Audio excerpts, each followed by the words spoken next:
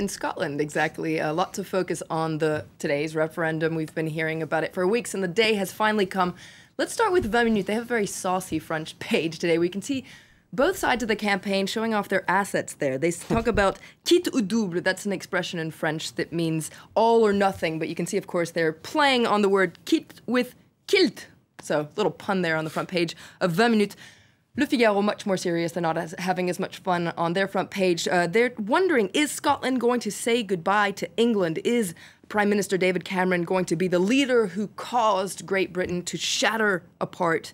For now, of course, it's too close to call, but these latest polls are very, very close. In its editorial, Le Figaro says that what's clear is that the lead-up to the referendum has been a cold shower for David Cameron. You can see the headline there is actually talking about a Scottish shower.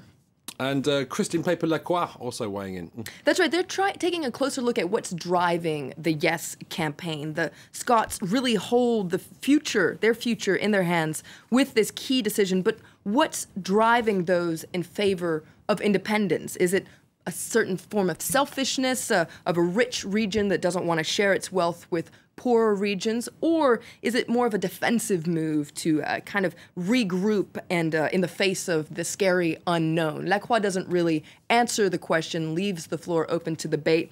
L'Humanité, the communist paper, sees a very different reason behind the independence move. According to the communist paper, it's anger at a social level. It's a rejection of the liberal and austerity measures that have been put in place, imposed on Scotland by mainland England for years now. And of course, separatist movements of various kinds across Europe have a very, very close eye on all of this. Absolutely. Now, L'Opinion points out that the kingdom is disunited and Europe is downgraded. Whatever the outcome of the referendum is, it is showing that there is a major political crisis going on in Europe. It's proof that certain countries are feeling powerless and therefore would rather withdraw from a collective union. And L'Opinion is actually very critical of those who want to become independent.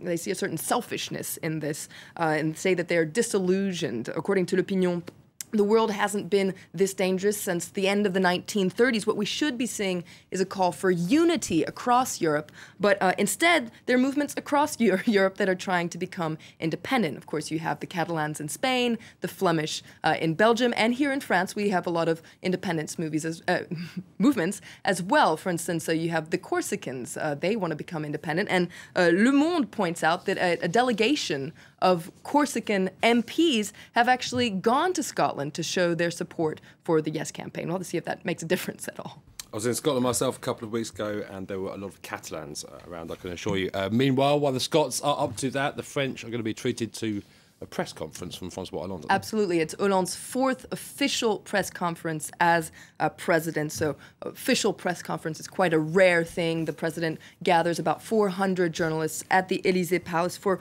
what can be a long session of questions and answers. Now, it's a very high-risk operation for the president, according to L'Humanité. He's at a record low in opinion poll. So you can see here, L'Humanité says that that Hollande is going to be walking on a tightrope. He better watch his step and not fall off. He's isolated these days. Of course, you have the opposition who are lashing out on him, but also he's isolated within his own party. More and more socialists are turning against the president. So who actually supports the president? Well, Le Parisien takes a closer look. He has a 13% approval rating. Who are these 13%? Well, Aujourd'hui en France, Le Parisien goes on a treasure hunt to find them, and it proves to be quite difficult to find anybody who supports the president these days.